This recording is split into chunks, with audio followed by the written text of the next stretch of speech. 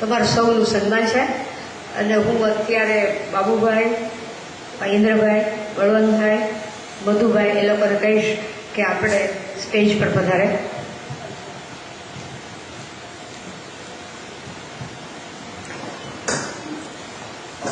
અરે લાખોની બેનની તાળીઓ પડે, ભડભડ પડે.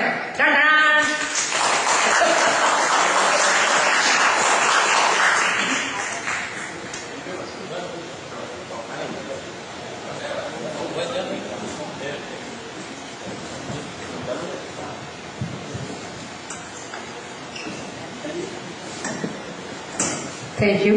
કે આપણે ત્યાં આજે બાબુભાઈના ઘરે એકદમ મોટો અવસર આવ્યો છે અને એની વધામણીની વંદના ટાઈપનો પ્રોગ્રામ કર્યો છે.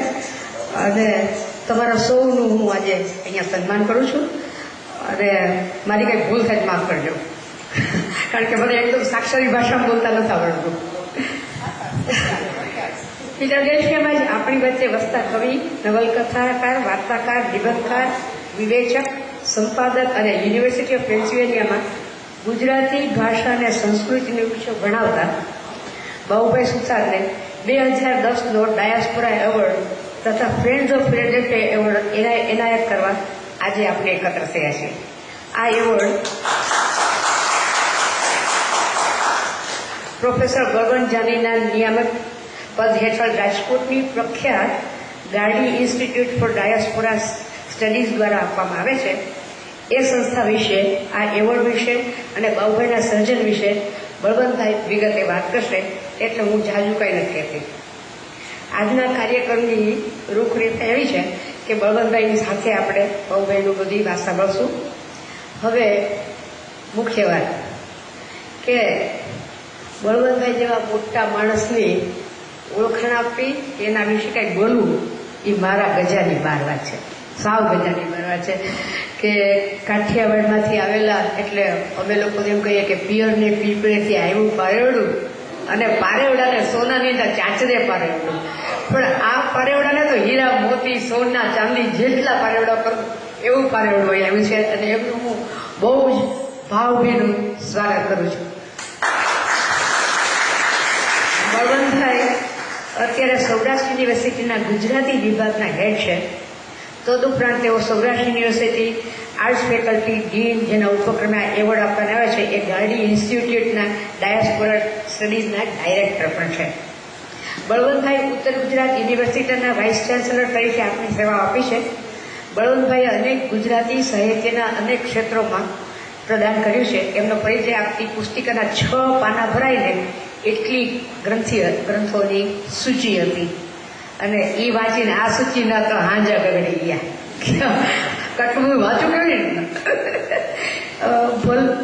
એમણે સંશોધન વિવેચનના 11 પુસ્તકો, મધ્યકાલીન સાહિત્યિક વિષયક સંપાદનોને લગતા 12, જૈન સાહિત્યને ક્યાં ગયા, જૈન સાહિત્યને લગતા 3, અર્વાચીન સાહિત્યને લગતા 15, બ્રિટિશ ડાયાસ્પોરા સાહિત્યને લગતા 20, લોક સાહિત્યને લગતા 21, સંત સાહિત્યને લગતા 8, ચારણી, બારવટ, વનવાસી સાહિત્યને લગતા 11, શિક્ષણને લગતા પુસ્તકોનું સંપાદન કર્યું છે. આ ઉપરાંત એમણે અનુવાદ સાથે સંકળાયેલા 7 પુસ્તકો અને અંગ્રેજી તથા હિન્દી ભાષામાં પણ આ પુસ્તકો પ્રકાશિત કર્યા છે. બળવંત એ તો છે જ, આપણે આવો જોઈએ. બળવંતભાઈ પોતે સર્જક પણ છે. એમણે સર્જનાત્મક ગદ્યના 3 પુસ્તકો પ્રગટ કર્યા છે અને આ બધા પુસ્તકો મળીને લગભગ 100 પુસ્તકો થાય છે. બળવંતભાઈ એક આજીવન વિદ્યાર્થી છે અને આજીવન શિક્ષક પણ છે. હજી એમના ઘણા બધા પુસ્તકો બહાર પડાવી રહ્યા છે. પણ એક અંગત વાત કરવાની છે કે હું ગયા સપ્ટેમ્બર મહિનામાં રાજકોટ ગઈ અને એમણે મારા નબળા પુસ્તકનું વિમોચન કર્યું. ત્યારે સૌરાષ્ટ્ર યુનિવર્સિટીમાં એક સાથે 100 છોકરાઓ ગુજરાતી ભાષા જ્યારે ભણી કરવાની છે ત્યારે એમાં એ લોકો MA, MPhil અને PhDના સ્ટુડન્ટ્સ એમના આ ગાઈડન્સ રીતે કામ કરે છે. એવા બળવંતભાઈને હું વિનંતી કરીશ કે અમારી પાસે અહીંયા આવે. અને બળવંતભાઈ આવે એ પહેલાં હું સુષ્મા દોશીને વિનંતી કરીશ કે બળવંતભાઈનું પુષ્પગંછનથી સન્માન કરે. સુષ્મા ક્યાં છે? સુષ્મા પલ્લવી કંડિયા બળવંતભાઈનું પુષ્પગુચ્છથી સન્માન કરશે અને પછી બળવંતભાઈને આપણે વિનંતી કે બળવંતભાઈની વાત કરે.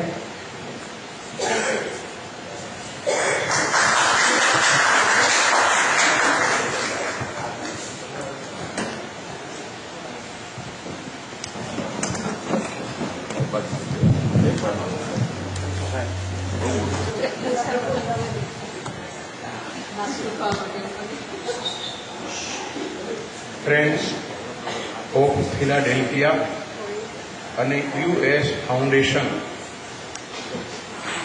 એના સંયુક્ત ઉપક્રમે અહીંયા ડાયસ્પોરા લેખક બાબુ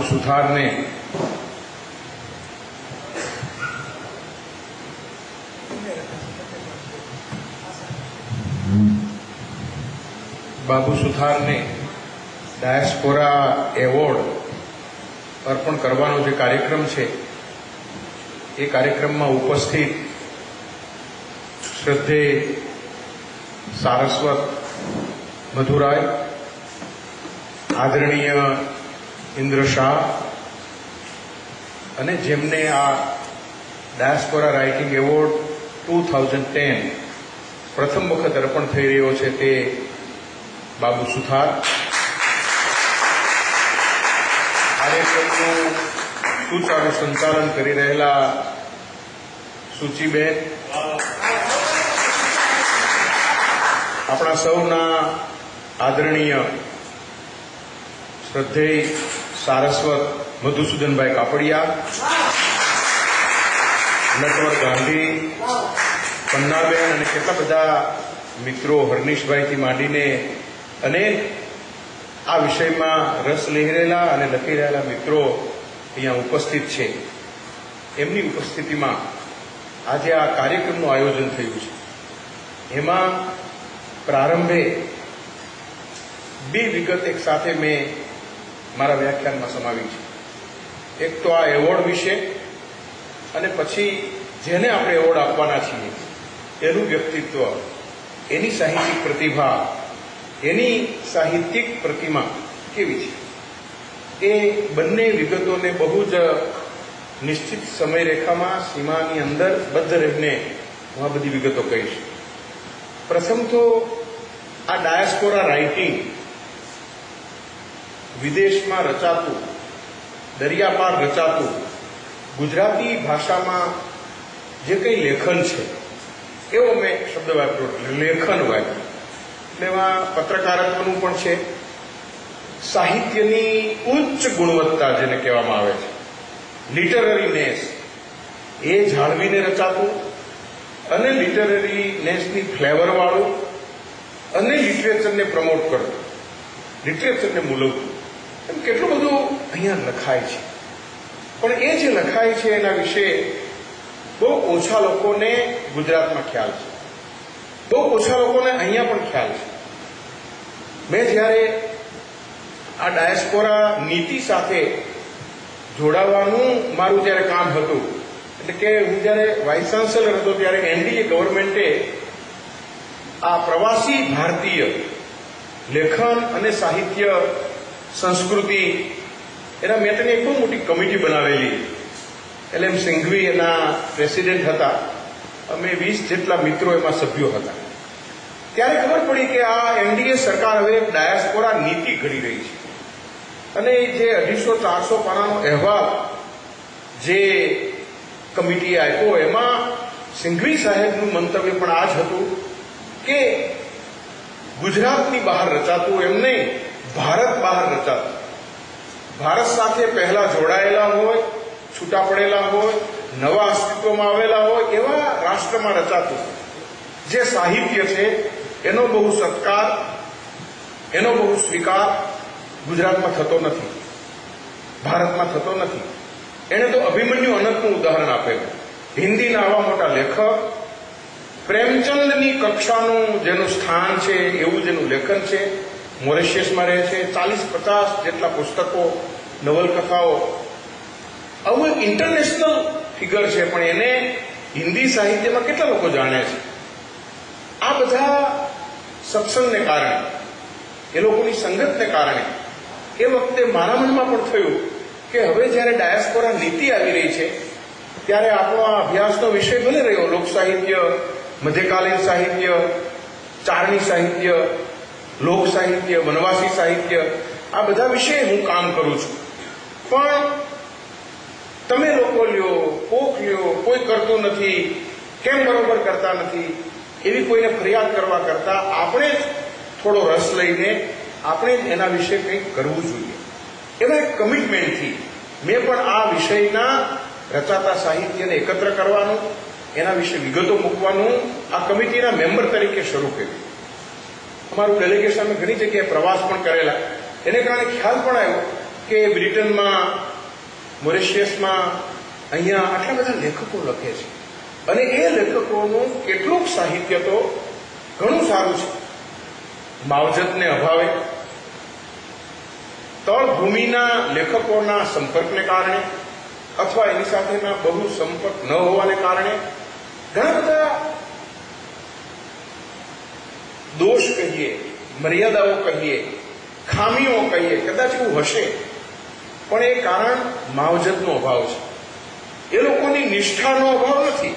નિષ્ઠા છે એટલે તો લખે છે, પણ આપણે જેને પદ્ધતિસરની નિષ્ઠા કે તાલીમ કે એ પ્રકારનું ધૈર્ય એ ન હોય કદાચ, પણ તેમ છતાં આ સાહિત્ય વિશે પહેલા તો એનો સ્વીકાર કરવો કે કેવું છે, ઉત્કૃષ્ટ છે, પછી વાત, પણ એને સ્વીકારો તો ખરા.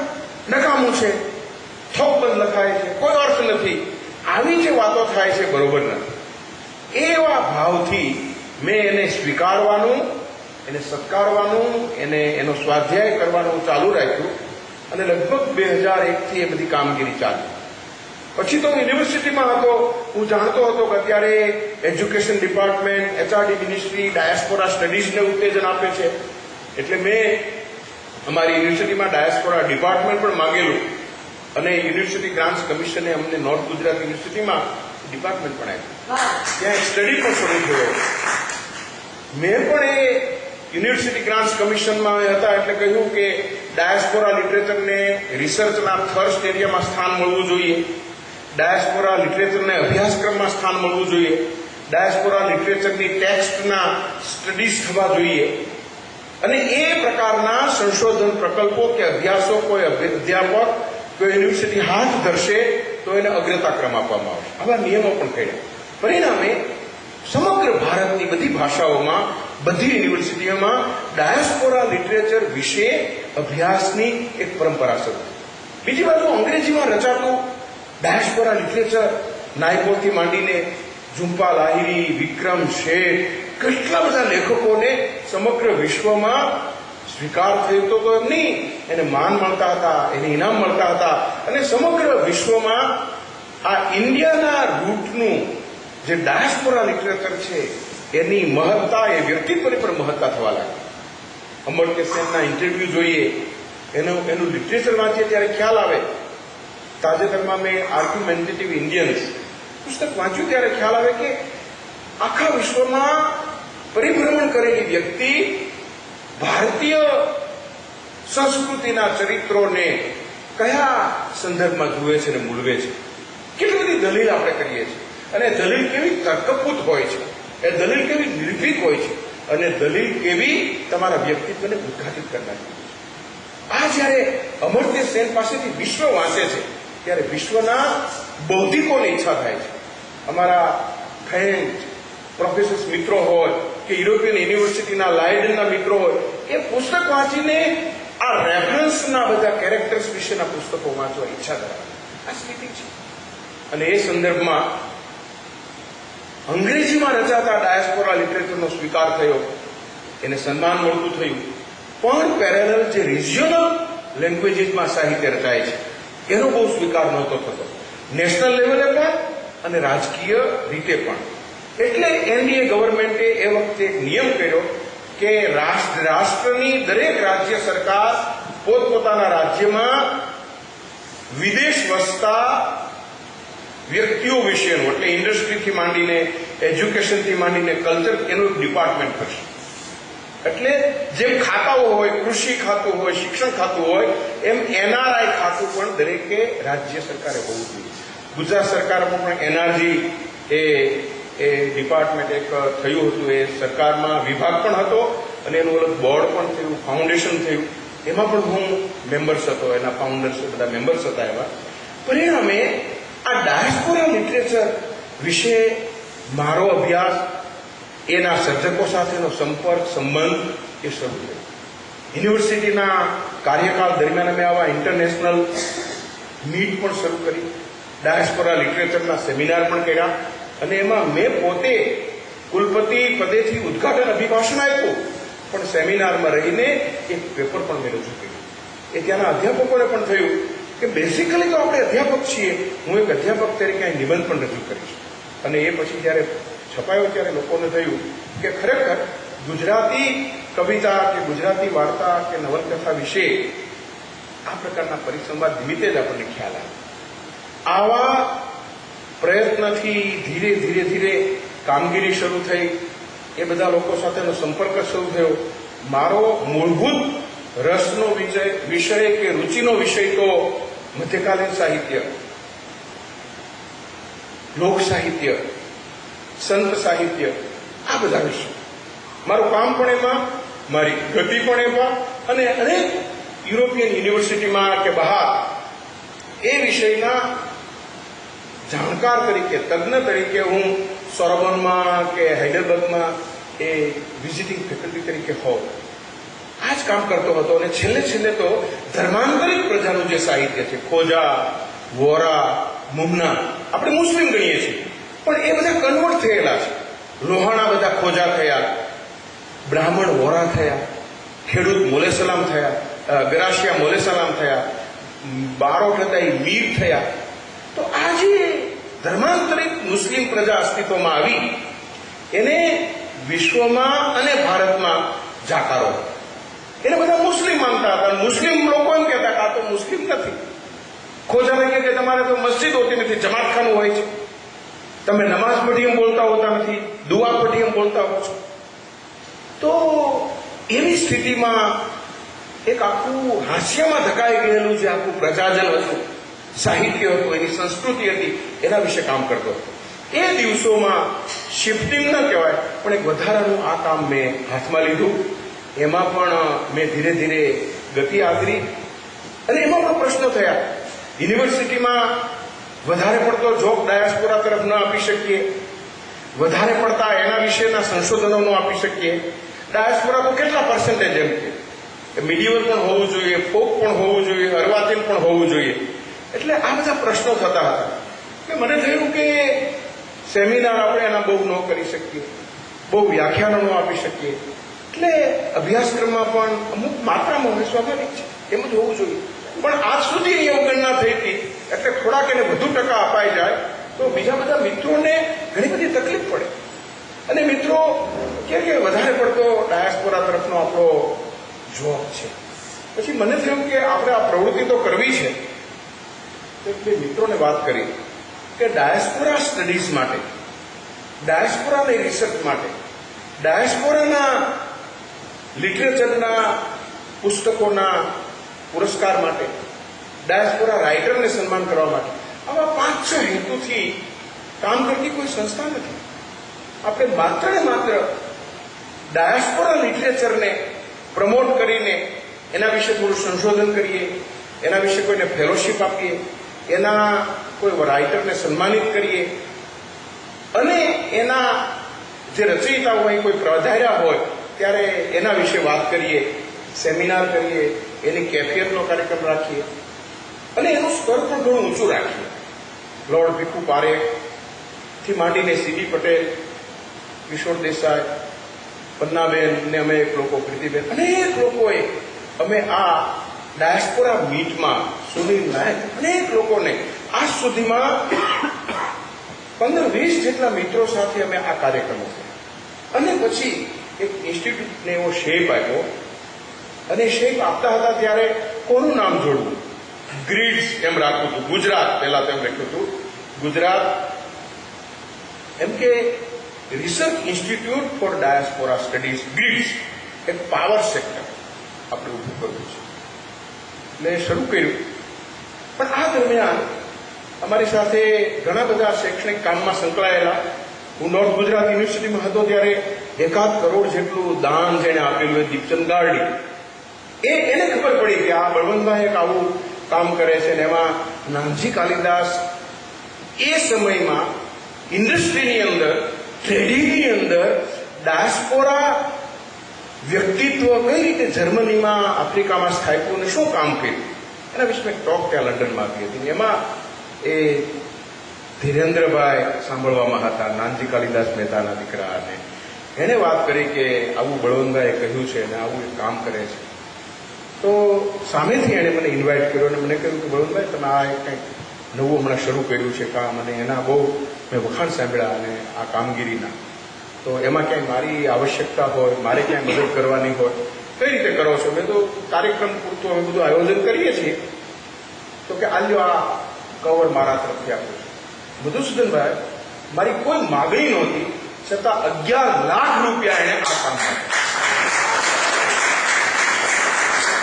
એના વ્યાજમાંથી હું આ રકમને, એ અમાનત છે, મૂકી એના વ્યાજમાંથી આ બધી કામગીરી કરીશ, વાર્તાલાપો યોજીશ, પ્રકાશનો કરીશ અને શુદ્ધ ભાવનાથી ડાયસ્પોરા લિટરેચરના પ્રમોશન માટેની પ્રવૃત્તિ કરીશ.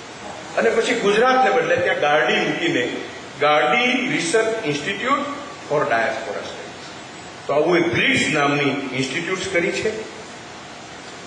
એના બધા જ પ્રવીણ શેઠ જેવા વરિષ્ઠ વિદ્વાન એમાં પરામર્શક છે. જગદીશ દવે પણ એમાં પરામર્શક તરીકે અમને સેવાઓ આપે છે. ત્યાંના બધા મિત્રો, ભીખુ પારેખથી માંડીને અનેક મિત્રો સાથે વિચાર વિમર્શ કરીને અમે આ કાર્યક્રમનું માળખું ગોઠવીએ છીએ. મેં કીધું ભીખુભાઈને કે આપણે આ એવોર્ડ પણ આપવો છે, તો એનું અમે ફોર્મેશન કેવું કરવું? તો ભીખુભાઈ સરસ કીધું, જો બળવંતભાઈ, ડાયસ્પોરા લિટરેચરનો એવોર્ડ આપો છો એટલે એક માણસ તો પરદેશનો રાખજો. નિર્ણાયકની તમારી જે કમિટી કરો એમાં એક માણસ પરદેશનો હોવો જોઈએ, અને એ પાછો લેખક જ હોય જરૂરી નથી, પત્રકાર હોય, લેખકોથી પરિચિત હોય એવો એક માણસ હોવો જોઈએ, જે લેખકોને જાણતો હોય, લેખકોના પ્રભાવને જાણતો હોય. અને બીજા જે 2 રાખો એ ભારતના પણ વરિષ્ઠ એવા વિદ્વાનો રાખવા કે જે અભ્યાસી હોય, યંગસ્ટર્સ હોય. મોટા રાખવાની જરૂર નથી. બને ત્યાં સુધી 50+ અને 60- તમારે રાખવા ગુજરાતમાં. બહુ મોટા રાખવાની જરૂર, એની અમુક સેટ થઈ ગઈ હોય છે પેટર્ન મિત્રોની, એટલે અમુક વસ્તુ એના મનમાં સેટ જ નહીં થાય. ઓકે, મેં કીધું આ તમારી વાત સાચી છે. પછી મને કહે કે આ 3માંથી દર વર્ષે 2 નવા મૂકવા, એકને કોમન રાખો કે આ વખતની વિગતો બીજા વર્ષે એ પાછો કે આટલું શોર્ટ લિસ્ટ થયું હતું, આટલું મેં મેઇન લિસ્ટ કર્યું હતું, એમાંથી આ શોર્ટ લિસ્ટ થયું હતું, એમાંથી અમે ચર્ચા કરીને આ એક નામ નિશ્ચિત કર્યું છે. આ બધી વાત બીજા વર્ષની કમિટી સમક્ષ પાછી મુકાવી જોઈએ, તો જ હાર મળી રહે અને તમારી પાસે આ બધો ડેટા રહેવો જોઈએ. આમાં પરામર્શ ક્યાંય ગ્રીડ્સના લોકો સાથે ન આવવો જોઈએ. એ નિર્ણાયકનું જે મંડળ છે એ 3 જણા પરામર્શ કરીને ફાઇનલ કરીને તમને કવર આપે. તમારે એ સ્વીકારવાનું. તમે એમ કહો કે ના આ મંજૂર નથી, એમ નહીં. તમે આમાં ક્યાંય ગ્રીડ્સ વચ્ચે ન આવે છો. એકદમ પારદર્શક એવું માળખું એમણે અમને રચી આપ્યું. બીજા મિત્રો સાથે પણ ચર્ચા કરી અને એ વર્ષે અમે, પ્રારંભ જ હતો ડૉક્ટર જગદીશ દવેને, સાહિત્ય અકાદમી દિલ્હીના કન્વીનર અને ભાવનગર યુનિવર્સિટીના પ્રોફેસર વિનોદ જોશીને અને એસએનડીટી વિમેન્સ યુનિવર્સિટીના હેડ ડૉક્ટર નૂતન જાનીને, આ 3ને અમારા બોર્ડ મેમ્બરે કમિટી બનાવી. 5 નામ હતા, કોઈ ના પાડે તો આને એમ કરીને, અને એમાંથી પછી જે કમિટી બની એ કમિટીને મેં આ બધી વાત કહી દીધી. કમિટીએ શોર્ટલિસ્ટ પણ કર્યું હતું. એ હવે પછીના જે મેમ્બર હશે એ કમિટી સમક્ષ શોર્ટલિસ્ટ મૂકશે. અમને આપવાની કોઈ આવશ્યકતા નહોતી, પણ એમણે અમને પણ એક કવર આપ્યું અને આ કવર આપ્યું. એમાં એણે કારણો સાથે લખેલું હતું કે શોર્ટલિસ્ટમાં ઘણા પ્રભાવક, પ્રતિષ્ઠિત નામો અમે મૂક્યા હતા અને એમાંથી અંતે ભાષા વિજ્ઞાનના પ્રોફેસર જગદીશ દવે, કવિતા અને વિવેચનના જાણકાર વિનોદ જોશી અને સાહિત્યના અભ્યાસી નૂતનબેને પરામર્શ કરીને ડાયસ્પોરા લિટરેચરમાં પ્રયોગશીલ વલણો દાખવીને લખવું, એટલે કે ડાયસ્પોરા લેખન થાય છે પણ એમાં પ્રયોગશીલ વલણો પ્રયોજવાનું કામ જેણે નજર સમક્ષ રાખ્યું અને પ્રયોગશીલ બનીને ગુજરાતમાં પણ પ્રયોગશીલ બનવું અઘરું છે, કારણ કે તરત સ્વીકાર ન થાય.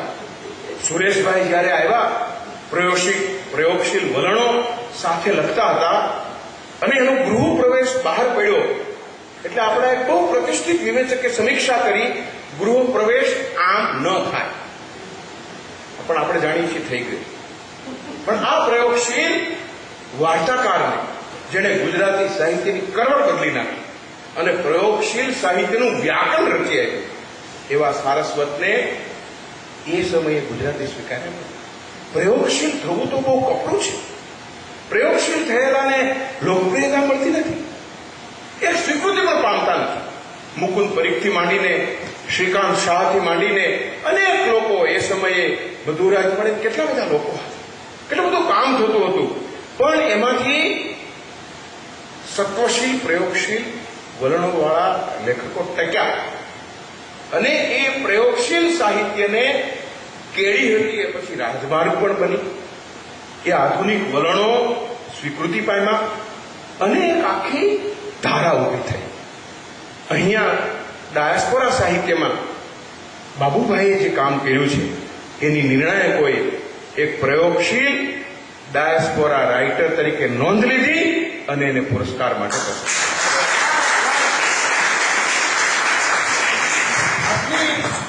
ભૂમિકાને આધારે ખ્યાલ આવે છે કે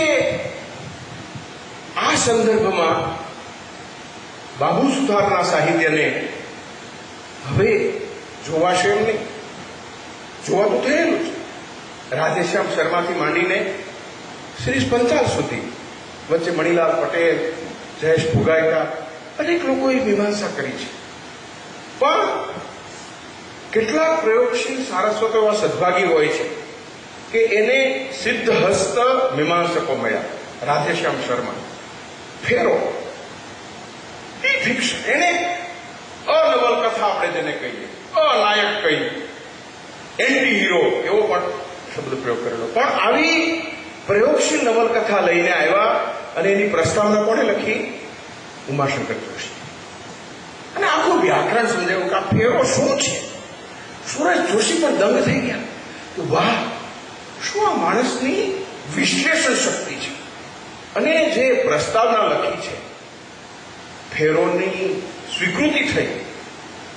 ફેરોને હું એમ નથી કહેતો કે એનું વધારે પડતું મૂલ્યાંકન થયું એમ નથી, પણ સાચી દિશામાં આંગળી મૂકીને ફેરોમાં દાખવેલા પ્રયોગશીલ વલણોને ઉમાશંકરે ઉદ્ઘાટિત કરી હતી.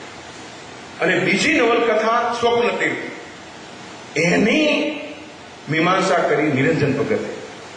એ જે પ્રસ્તાવના લખી છે 30 પાનાની પ્રસ્તાવના,